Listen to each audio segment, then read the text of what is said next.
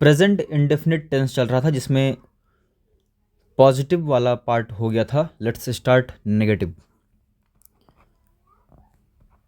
Negative sentences कैसे आएंगे, उनको किस तरीके से ट्रांसलेट करना है और क्या स्ट्रक्चर होगा वो देखते हैं। सबसे पहले तो सब्जेक्ट आएगा ही आएगा और हेल्पिंग वर्ब यहाँ पे डू या डज। अब देखो कहाँ डू लगना है कहाँ डज लगना है ये हमने डिस्कस कर लिया है। डू लगता है प्लूरल सब्जेक्ट के साथ, डज लगता है सिंगुलर सब्जेक्ट के साथ। देखिए जब भी हमें कोई भी टेंस नेगेटिव स्ट्रक्चर बनाना होगा तो हम क्या करेंगे, इसी हेल्पिंग वर्ब के बाद ही क्या लगा देंगे, नॉट। वो हेल्पिंग वर्ब कुछ भी हो सकती है, तो नॉट किसके बाद आएगा, हेल्पिंग वर्ब के बाद, दैट्स इट। और इसके बाद साथ में वर्ब आएगी और ये भी वर्ब की फर्स्ट फॉर्म और प्लस ऑब्जेक्ट। ध्यान दीजिएगा, अगर डू डज आता है तो हमें एस या ई एस की फिक्र करने की ज़रूरत नहीं रह जाती। मतलब यहाँ पे ऐसा नहीं होगा कि सब्जेक्ट सिंगुलर है तो वर्ब में एस या ई एस लगेगा। क्यों? क्योंकि सब्जेक्ट के सिंगुलर या प्लूरल होने की बात हमें पता चल जाएगी डू या डज से। तो ऐसे में हमें वर्ब की फर्स्ट फॉर्म में एस या ई एस जोड़ने की जरूरत नहीं पड़ेगी। तो आइए देखते हैं सेंटेंस। सबसे पहला सेंटेंस है, मैं पैसों के लिए काम नहीं करता। मैं पैसों के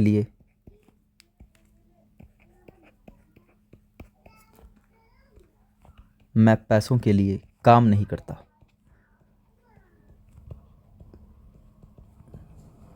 तो यहाँ पे सब्जेक्ट है सिंगुलर और सब्जेक्ट है आई। मैं क्या बोल रहा हूँ, सब्जेक्ट सिंगुलर नहीं है, सब्जेक्ट प्लूरल माना जाएगा यहाँ पे। आई प्रोनाउन चार्ट में आई भले ही सिंगुलर में आता हो बट इसके साथ बिहेवियर होता है प्लूरल जैसा ही। तो आई सब्जेक्ट हो गया। अब बताइए डू लगेगा या डज लगेगा, तो आई के साथ हमेशा लगता है डू। आई डू नॉट लग गया क्योंकि सेंटेंस नेगेटिव था। वर्ब यहाँ पे है काम करना यानी कि वर्क। बाकी का पार्ट क्या बचा, पैसों के लिए, for money. I do not work for money. Next sentence, Shyam समय पर विद्यालय नहीं पहुंचता है। श्याम समय पर विद्यालय नहीं पहुंचता है।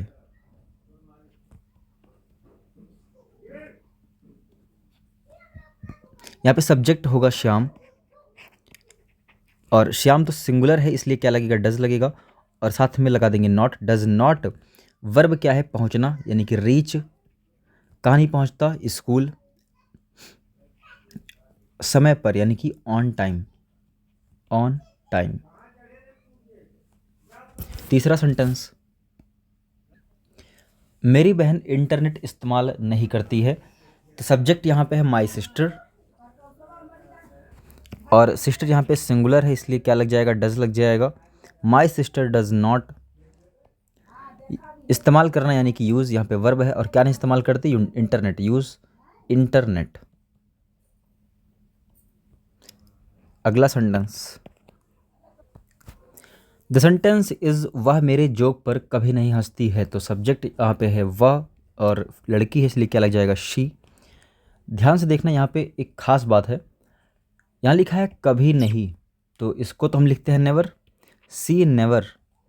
अब आएगा लाफ। यहाँ पे देख लीजिए थोड़ा सा स्ट्रक्चर जो है फॉलो नहीं हो रहा है क्योंकि यहाँ पर जो भी एक्शन है वो कभी नहीं होता, तो उसके लिए क्या आता है, नेवर आता है। She never laugh. अब अगर यहाँ पे डू या डज नहीं आया तो हमें इस बात की चिंता करने की जरूरत एक बार पड़ेगी। एक बार हमें सोचना पड़ेगा कि क्या सब्जेक्ट के साथ, मतलब क्या वर्ब के साथ एस या ई एस लगेगा। तो सब्जेक्ट यहाँ पे है सिंगुलर, सी क्या है, सिंगुलर सब्जेक्ट में आता है इसलिए यहाँ पे लाफ में क्या लग जाएगा, एस। और एस क्यों लग गया एक बार फिर समझ लो। अगर डू डज नहीं आएगा तो हमें ये सोचना पड़ेगा कि एस या ई एस लगना है या नहीं। तो यहाँ पे डू डज तो नहीं आया था, उसकी जगह पे आ गया था नेवर। तो she never laughs at my jokes, at my jokes. Next sentence है, मेरा छोटा भाई मुझे कभी भैया नहीं बुलाता। यहाँ पे सब्जेक्ट है मेरा छोटा भाई यानी कि माई यंगर ब्रदर। यहाँ भी कभी नहीं वाली बात है यानी कि नेवर लग जाएगा। नेवर के बाद वर्ब आएगी कॉल, बुलाना का होता है कॉल, बट यहाँ पे सब्जेक्ट सिंगुलर है इसलिए क्या लग जाएगा, कॉल्स, कॉल्स मी भैया।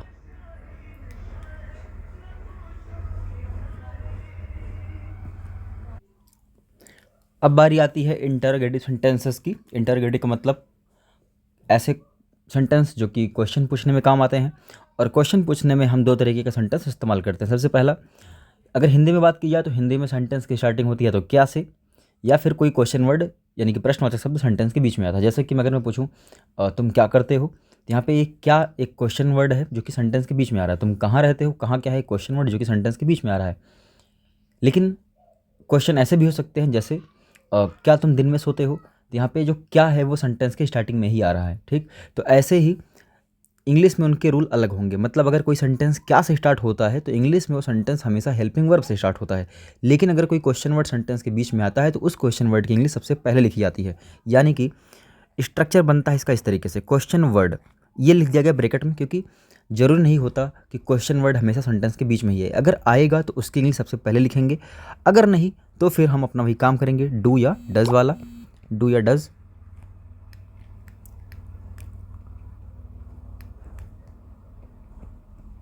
और फिर आ जाएगा आपका सब्जेक्ट। और हो सकता है सेंटेंस इंटरोगेटिव होने के साथ साथ नेगेटिव हो, जैसे और तुम ठंडियों में ग्लव्स क्यों नहीं पहनते हो। तो मैंने क्वेश्चन भी पूछा और साथ में इसमें नहीं भी जोड़ दिया, तो जो नहीं है उसका नॉट लग जाएगा सब्जेक्ट के बाद। लेकिन ये हमेशा नहीं होगा, इसलिए इसको ब्रैकेट में लिख दिया, मतलब ज़रूरत पड़ने पर ही इस्तेमाल करेंगे। अब आ जाएगी आपकी वर्ब, वो भी उसकी फर्स्ट फॉर्म, और फिर ऑब्जेक्ट। आइए देखते हैं कुछ सेंटेंसेस। सबसे पहला सेंटेंस,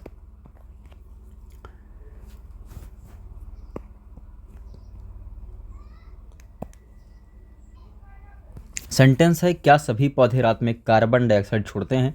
तो सेंटेंस स्टार्ट हो रहा है क्या से। ध्यान दीजिए, जब भी सेंटेंस क्या से स्टार्ट होता है तो इंग्लिश में शुरुआत करते हैं हम डू डज से।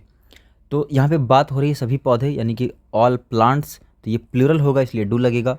डू सब्जेक्ट क्या है, all plants, do all plants.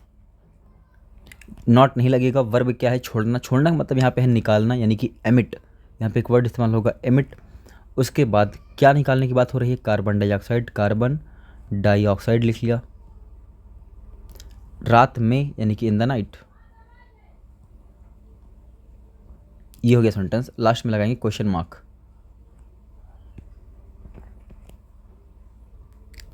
The next sentence is क्या आप अपनी दुकान कब खोलते हैं। ये सेंटेंस है, तो यहाँ पे क्वेश्चन वर्ड है कब, जो कि सेंटेंस के बीच में आ गया। तो इसकी इंग्लिश हमें सबसे पहले लिखनी होती है, क्योंकि स्ट्रक्चर क्या कह रहा है कि क्वेश्चन वर्ड अगर हो उसको सबसे पहले लिखो। तो कब को इंग्लिश में बोलते हैं व्हेन। व्हेन के बाद आएगा डू या फिर डज। आप यानी कि यू के साथ लगता है डू, व्हेन डू सब्जेक्ट है यू।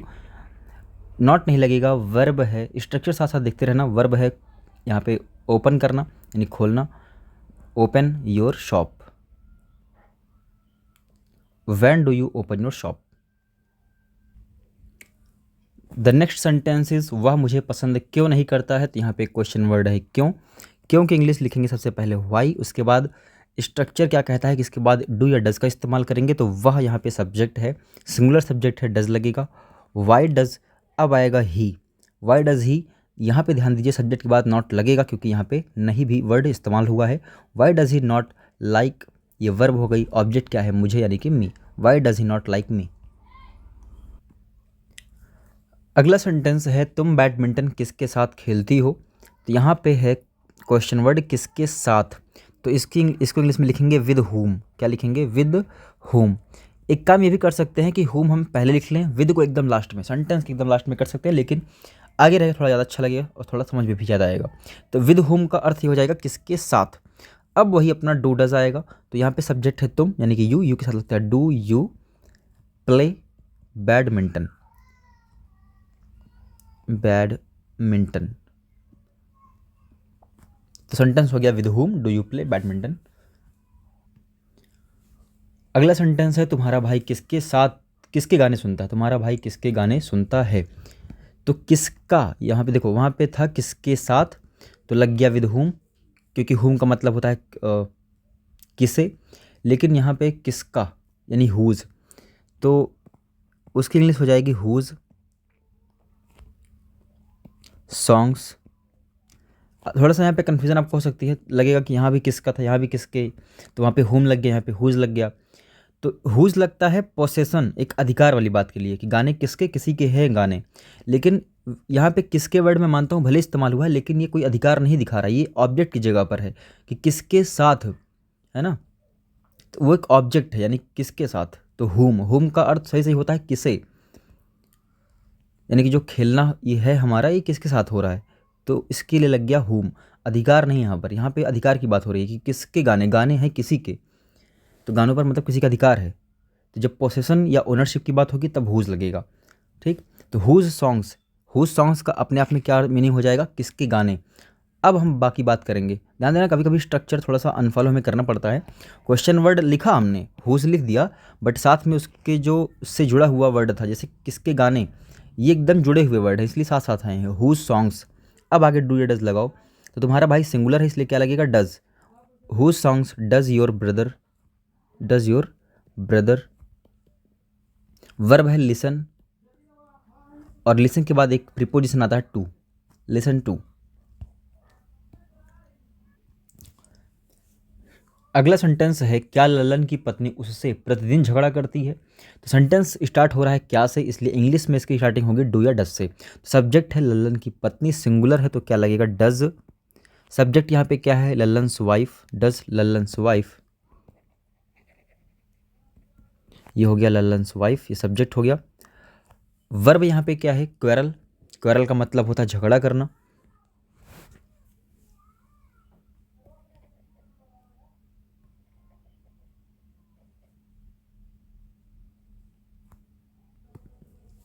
वर्ब के बाद आएगा ऑब्जेक्ट, तो उससे यानी कि विद। देखो जिससे झगड़ा करेगी उसका पति होगा, राइट, तो वो एक मेल है यानी कि ही निकल के आएगा और उसका ऑब्जेक्ट बनेगा हिम, विद हिम डेली। अब ये मत सोचना कि झगड़ा करना, करना का वो लगा दो डू फिर से, और झगड़ा का क्वेरल। क्वेरल मतलब ही हो गया झगड़ा करना। यह बच्चा कितना दूध पीता है, यहाँ पे थोड़ा बच के रहना। ये जो कितना वाला सेंटेंस है ना, कितने की इंग्लिश होती है हाउ मेनी, हाउ मच आपको पता ही है। तो हाउ मच लगता है अनकाउंटेबल के लिए, हाउ मेनी लगता है काउंटेबल के लिए। तो दूध हम काउंट नहीं कर सकते, यानी कि यहाँ पे क्या लगेगा, हाउ मच लगेगा। अब जैसे वहाँ पे क्या था, किसके गाने, तो सॉन्ग इकट्ठा आ गया था, वैसे यहाँ भी है। यहाँ पे क्या होगा, कितना दूध, एक साथ में जुड़े हुए वर्ड हैं तो साथ आएंगे, हाउ मच मिल्क, ये इकट्ठा एक साथ रहेगा। उसके बाद डू या डज के बारे में सोचो, यह बच्चा है तो एक सिंगुलर बच्चा है, तो डज दिस चाइल्ड ड्रिंक।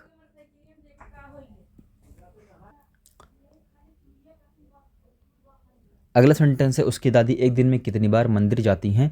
तो यहाँ भी आया कितनी बार, तो यहाँ पे उसकी जो फ्रीक्वेंसी यानी कि दादी जी की मंदिर जाने का जो टाइमिंग हम काउंट कर सकते हैं, काउंटेबल है, इसलिए क्या लगेगा, हाउ मैनी लगेगा। हाउ मैनी कितनी बार, यानी कि हाउ मैनी टाइम्स, ये एक साथ हो गया हम लोग की क्वेश्चन वर्ड के रूप में। उसके बाद आएगा डू या डज। दादी जी सिंगुलर हैं तो क्या लगेगा, डज।